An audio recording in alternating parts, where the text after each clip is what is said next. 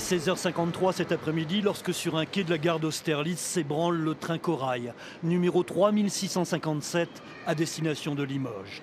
Selon la SNCF, il y a alors à bord presque 400 passagers en ce vendredi de grand départ.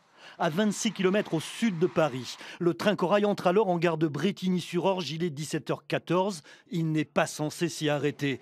La vitesse y est limitée à 90 km/h et selon les témoins, le train Corail est arrivé à grande vitesse. Moi j'étais dans un wagon qui n'a pas été renversé, donc j'ai vu rien. J'ai senti comme si on avait sauté sur un aiguillage mal foutu et j'ai senti que ça commençait à tanguer, ça tanguait.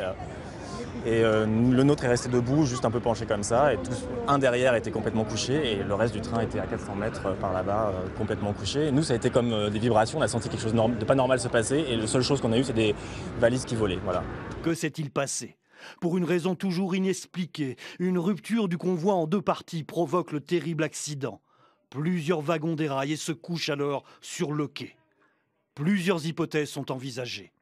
Une erreur humaine, un défaut de la voie ferrée au niveau du rail, voire un acte de malveillance. Une certitude, de mai au 1er juillet, d'importants travaux de réfection des aiguillages ont été réalisés par la SNCF en gare de Brétigny-sur-Orge, qui, selon le député de l'Essonne Thierry Mandon, se trouve être un nœud ferroviaire fort complexe et régulièrement en chantier.